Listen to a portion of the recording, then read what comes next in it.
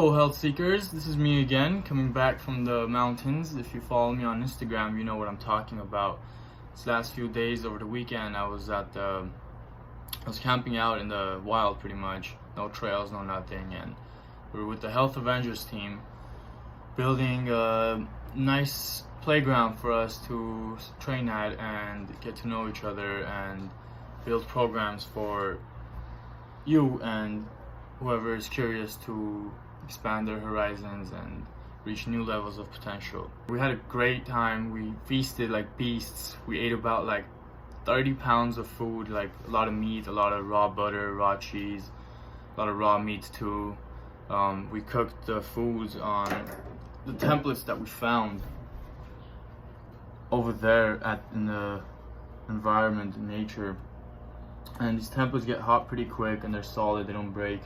They give a lot of flavor to the meat, gives it a nice sizzle. It's a very beautiful thing to use, especially when you're out there. You're just using all the elements that you have. You're not really trying to bring anything from the city into the nature, because nature has created whatever we need to survive and thrive. And since we feasted so much, we had a lot of energy, I could say like unlimited energy, and we built our shelter, we built pools in the river, and we did a lot of ice baths and a lot of meditation, a lot of cold exposure, a lot of deep breathing, a lot of sun gazing, which if you guys don't know about what those things are and the benefits of them, I will definitely be covering them in the future videos. We'll get more educational as these videos go on. I'll give you a quick cap on the purpose of those things, because I know it sounds like pretty extreme, sitting in freezing water for a couple minutes at a time and just finding your peace of mind in there. And the reason we do these things is to calm the central nervous system, because when we're living in the city with all these factors and all these things that can like trigger us and stimulate our brain and stimulate our consciousness, we don't give our body the rest that it needs. Even if we try to go see a therapist, chiropractor, and all these great things that the city provides us, those things are not enough to truly heal the human anatomy and the spirit, especially the spirit. And when you're out there in nature, what happens is you're exposed to the elements that God or the natural force has created. And when you're exposed to those elements, you have no choice but to adapt to those elements. So things start churning around in your body, in your mindset, in your DNA, in your memories, to make you adapt to the environment that you're in and try to make as much comfort as possible. Because if you don't adapt to the situation that you're in, then you're most likely gonna die. But the thing about the city is that if you don't adapt to the things that your environment is giving or throwing at you, then you still have a chance to live. To give a quick example, if you're an obese person living in the city, then you're probably going to just live normally. You're going to still be eating, you're still going to be seeing your family, you're still going to be doing your favorite activities, most likely. You're still going to be in comfort, and most importantly, you're still going to survive. The thing about nature is that it's not so nice. What I mean by that is, if you're obese in nature, then you really need to work on yourself. You need to adapt quickly, and you need to lose the weight, the extra weight. You need to get on your feet, you need to move, and you need to do these things quick, because if you don't, then who knows what's going to happen, and you need to be ready for that. So that's the balance that it creates, where humans have to truly use their brains and truly use their bodies and truly use their memories and the knowledge that they have to survive and thrive. Where when you live in the city again, there's like other factors like the phone and like people and like your community can help you out, which puts you in this comfort zone, or it can put you in the comfort zone, which also can be a trap. I know we all love our comfort and we don't want to let it go, but there's nothing uncomfortable about nature once you truly adapt your body to it. It's the most comfortable thing ever. On that note about comfort, after we ate those amazing foods, we went out into the river and we created the pools for us to sink our bodies in and feel the cold and let it do its healing job and immediately, whoever went in there, whoever had a little bit of back pain, I personally had like toothache, those things immediately went away. And that's the type of healing properties that nature gives us if we let it.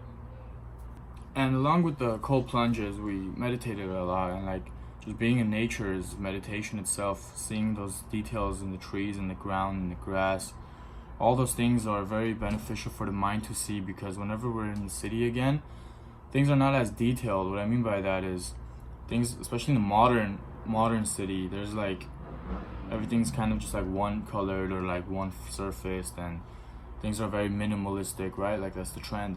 But what nature does is like it has so many details.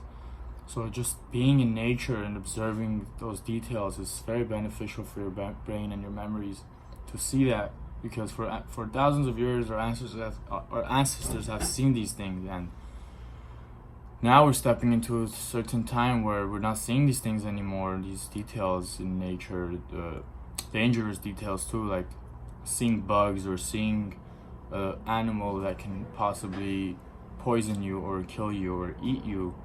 Seeing those things really triggers the brain to produce the type of hormones and to produce the type of adrenaline and the type of mindset to survive. And once again, I'll be covering these topics more in detail in the future, so just again stay tuned. And for now, I'd just like to show you guys some things that I collected from the nature, from the mountain coming down back into the city. First things first, got some nice sage, some nice wild sage. This plant is amazing for cleaning the aura in your environment, and that's through the burning of the plant.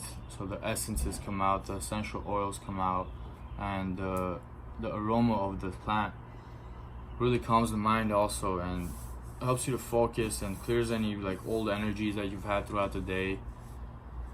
It's a great and very easy habit to form, to burn these plants in your room. I call burning this. Another thing you can do with this plant is you can drink the tea of it, which again is a very calming effect and cleanses the body. And the thing about why I collected this from the wild and I didn't just go buy it from the store, is because when things are created in the wild, same way that the human body adapts and becomes much stronger compared to the city, when we grow plants in the farming environment, when we give it all the nutrients it needs, and we give it the perfect amount of water and all those good things, the strength of the plant, the essence of the plant is not as strong. The compounds of the plant is not as strong as it is in the wild, because in the wild there's things constantly trying to kill the life force of this plant. So to really grow, for the plant to really grow, it needs to be very strong. So that struggle to survive is essentially what makes the plant so much stronger than the plants that are grown in the farming environment, because as it's adapting to the situation that it's in, it's constantly creating new DNA codes, and that makes the phytochemicals much more powerful than, again, the farming type. This is basic Darwinism, and the survival of the fit concept is kind of disclaimed by science, but at the same time it makes a lot of sense, because if you're not fit to survive, then you're not going to survive. So next time you're out there and you see some plant that looks edible, or you have some knowledge of botany, don't be afraid to take that plant home and do more research about it and see the difference of the plant. Like, I know some mint leaves that are growing in Los Angeles community. There's a lot of wild rosemary that's growing. There's the pine needles that we can make tea out of. There's the pine cones also, which hold pine nuts inside. I mean, it's unlimited. And if you guys would like to for me to cover a video talking about that, I definitely will.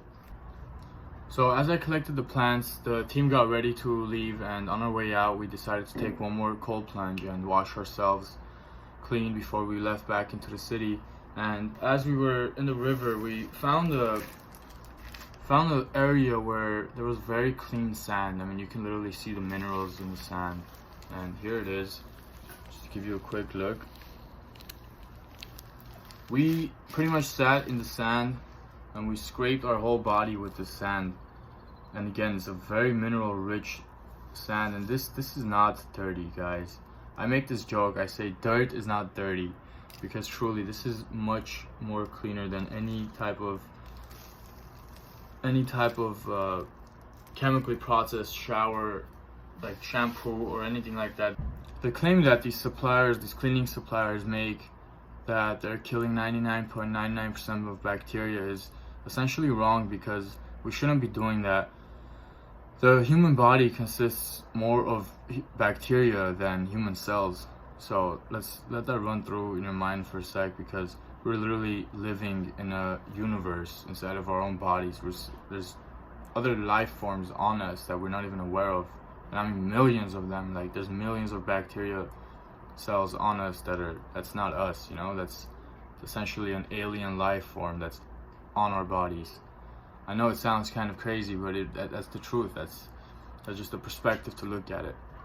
And I brought this bag of sand with me to try to again make products out of this. And I'm very inspired by nature. With anything that I make, I try to have it be straight sourced from nature, because that's what I'm trying to bring to the city. Trying to bring that wild element into people's lives again, so they can get back to their roots. Because if you're far from your roots, you can't bear no fruits. I found this on my way down the mountain, and it's just such a beautiful rock. I mean, truly look at it. I don't know if the camera does its justice, but there's just so many detail in this. I could get lost in this forever. It looks like it has some kind of silver or maybe even white gold. I don't know what it is. I'm not too informed about minerals, but this is the type of details that I'm talking, that nature provides us this type of beauty that when we see, I really appreciate. And it just makes me happy to see that I live on a planet with such beautiful creations. I hope I encouraged at least one person out there to go to nature and truly take in the healing properties and observe the details that it provides, and look at the patterns of nature that is seen through all forms of life. I would love to hear about your experiences if you do go out there, so you can message me or comment, or whatever form it is you can express and tell me. Thank you so much for watching. It's truly been fun making these videos, and I'm looking forward to more and more. Have a great day and stay healthy.